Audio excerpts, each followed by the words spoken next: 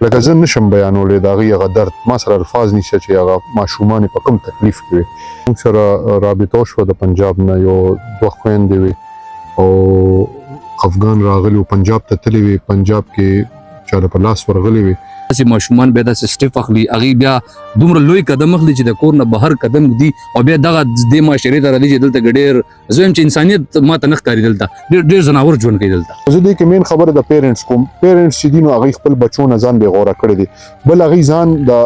هغه د فرینډلي ماحول مي لکه بچي خپل پلار ته خپل مور ته د اړه خبره نشي کولی یریږي که زه دا خبره وکړم ما به ووښي که زه دا خبره ورته وکړم ما ته به سزا میلو شي. بلکل دې کې زه دا یو خبره به وکړم چې کوم دا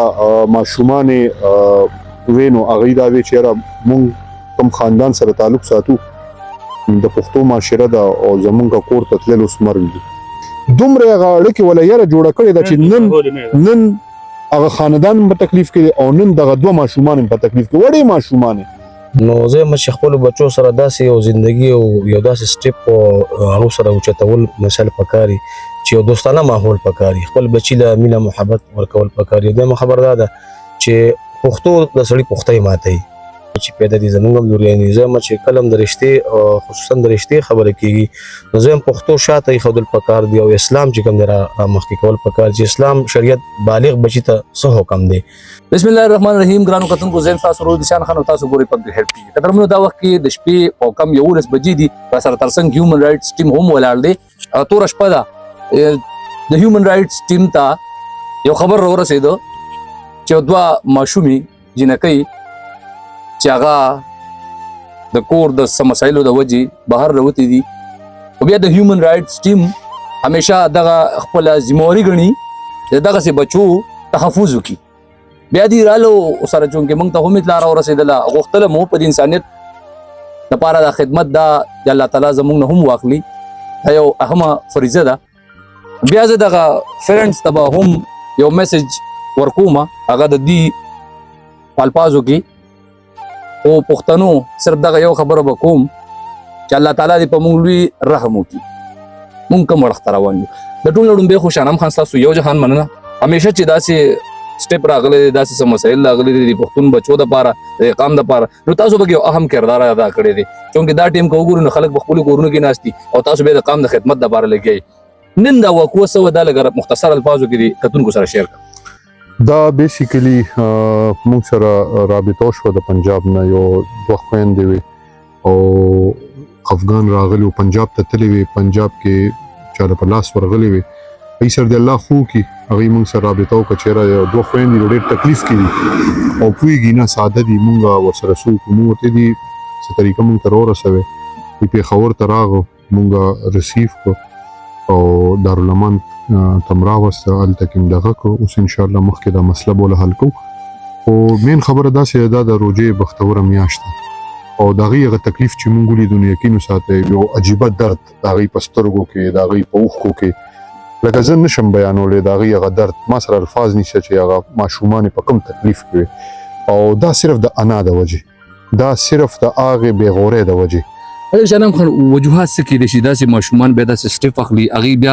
دومره لوی قدم اخلي چې د کور نه بهر قدم ږدي او بیا دغه دې معاشرې ته راځي چې دلته کې ډېر زه وایم چې انسانیت ماته نه ښکاري دلته ډېر زناور ژوند کوي دلته. بیسیکلی خبره داسې ده که دا ماشومانې چا حیوانانو په لاس ورغلې وي نو دا به خرڅې کړې ده دوی به پته هم نه لګېده خو زه دا یو خبره کوم چې چا موږ سره رابطه وکړو نو هغه د الله هغوی له ډېر اجر ورکړي چې هغوی د انسانیت په دغه موږ سره رابطه وکړه او نمبر یې پیدا کړو بیا هغوی وی چې داسې ماشومان دي او داسې مسئله ده خو زه دې کې مین خبره د پیرنټس کوم پیرنټس چې دي نو هغوی خپل بچو نه ځان بېغوره کړی دی بل هغوی ځان د هغه د فرینډلي ماحول مي لکه بچي خپل پلار ته خپل مور ته د اړه خبره نشي کولی یریږي که زه دا خبره وکړم ما به ووښي که زه دا خبره ورته وکړم ما ته به سزا میلو شي دومره هغه اړیکې وله یاره جوړه کړې ده چې نن هغه خاندان په تکلیف کې او نن دغه دوه ماشومان په تکلیف کې وړې ماشومان دا هم په تکلیف کې لکه د هغوی زه تاسو ته یو خبره وکړم ما چې هغوی ریسیو کړي دي دا ټیم ما سره و که نه په ټوله لار هغوی جړل ای صرف جړل او صرف د دغه وجې دا جړل او دا سټیپ اوچت کو چې بیا یو بچې پلار ته دا نشي ویلی چې بابا ته دا فیصله کې دا زما دپاره غلطه ده یا مور ته دا زما دپاره غلطه ده زمونږ دا ماحول ډېر سبل رخت روان دی. بلکل دې کې زه دا یو خبره به وکړم چې کوم دا ماشومانې وینو هغوی دا وی چې یاره مونږ کوم خاندان سره تعلق ساتو د پښتو معاشره ده او زمونږ کور ته تلل اوس مرګ دي مونږ سو ما سره لکه چې موږ الفاظ پښتانه یو لکه چې مونږ پښتانه یو مونږ نه غلطي شوې ده او غلطي دا ده چې بس څه وجوهات داسې وو چې مونږ کور نه راووتو مونږ پوه نه شو مونږ چې راووتو مونږ ته دا هم پته نه وه چې مونږ چېرته روان یو خو بس یو ګاډي کې کېناستو هغه مونږ پنجاب ته ورسولو بیا په پنجاب کې در په در بیا هلته کې خلکو له په لاس ورغلي دي هغه انسانیت هغوی کې و چې هغوی واپس خپل ضلعې ته خپل وطن ته راولېږل او بیا په سیفلی هغوی راغه ما سره نور ملګري هم دلته موجود دي تاسو به دې نه هم تپوس کوئ خو زه صرف دا یو خبره کوم او ټولو خلکو ته دا میسج ورکوم چې برای مهرباني خپل بچی موبایل د خپل بچو کردار د خپل بچو هر څه عزت دا ستاسو په لاس کې دی بیا به تاسو سبا دا نه وایئ چې موږ بچو وشرمولو دا تاسو ځان په خپل وشرموئ چې تاسو خپل بچو باندې نظر نه ساتئ او د هغوی خبره نه اورئ یو جهان مننه شنام خان سلیم الرحمن را سره موجود دی آیا دین مونږ ته په دې خبرو کې څه اجازت راکړې چې آیا د بچو رشتې یا د هغې دپاره حقوق یا هغې سره ناسته پاسته یا هغې سره دوه خبرې ښې کول د هغې په حواله باندې به څه ویل غواړئ اعوذ بالله من الشیطان الرجیم بسم الله الرحمن الرحیم ټول نه مخکې اوس تاسو شکریا ادا کوم بل کیس خو مونږ خپله هینډل کوو مونږ د کار څه په خپله وکړه لکه زه به دا وایم چې په دې اوسني دور کې چې کوم د اسلام ډېر ښایسته دین دی او الحمدلله موږ مسلمانان یو نو زه یم چې خپلو بچو سره داسې یو زندګي او یو داسې سټیپ هغو سره اوچتول مثال پکار وي چې یو دوستانه ماحول پکار وي خپل بچي له مینه محبت ورکول پکار وي دویمه خبر دا ده چې پښتو د سړي پختۍ ماتوي لکه دا غټ شرم دی چې اوس د چا لور او راوځي دا ډېر غټ په پښتنه معاشره کې لکه دا ډېر غټ شرم دی سړي له ډېر درد ورکوي دا د عمر تور په سړي باندې لګي نو زما خپل دا رائے ده چې موږ نن بچي پیدا دي زموږ هم لوریانې زه یم چې کله هم د رشتې خصوصا د رشتې خبره کېږي نو زه یم پښتو شاته ایښودل پکار دی او اسلام چې کوم دی را مخکې کول پکار چې اسلام شریعت بالغ بچي ته څه حکم دی نو زه یم چېرته چې هم رشتې کېږي زما مطلب د کیمرې په وساطت سره دا خبره زه خپل کتونکو ته کوم چې اسلام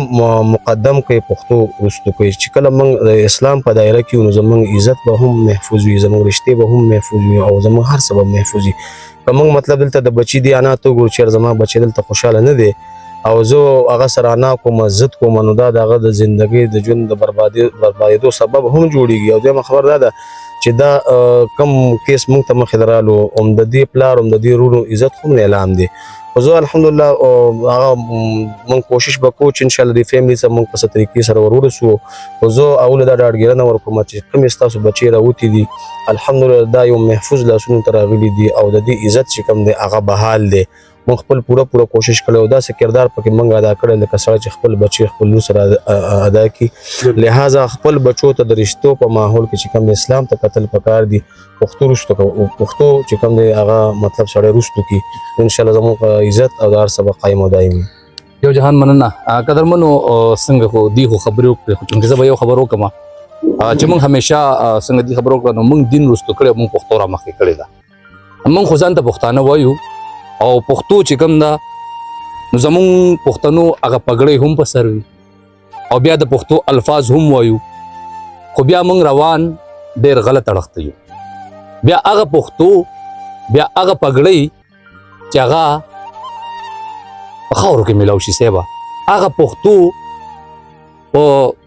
زه به دا ویم چې په یو پیغور کې بدلی شي چې ستا بچي داسې کار وکړو نو زما به قدرمنو دغه پښتنو تاسو ټولو ته دغه یو خواست کوم چې خپل بچیان هغې سره داسې ماحول جوړ کړئ لکه د ملګرو مور پلار له پکار دي چې د خپل بچي نه تپوس وکړي چې آیا بچیا زه ستا دپاره دا سټیپ اخلم په دې کې ستا رضا شته که نشته د زوی له خو موږ دا حق ورکوو خو زه به وګورم ډېر پښتانه داسې هم ګورم چې هغې زوی له هم د اختیار نه ورکوي خو بیا د لور هم څه حقوق دي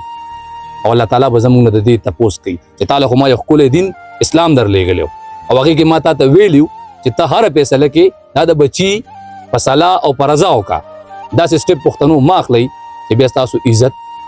تار تار شي او بیا تاسو پښتو په پیغور کې بدلی شي پښتنو چې کوم ځای یې دغه یو عاجزانه درخواست درته کوم چې خپلو بچو له داسې مینه ورکوئ لکه سړی چې د یو ملګري سره ناسته پاسته کوي او د هغې هغه رایه چې کومه ده هغه ضرور واخلئ چې کوم ځای کې یې ښاد آباد اوسي خوشحاله اوسي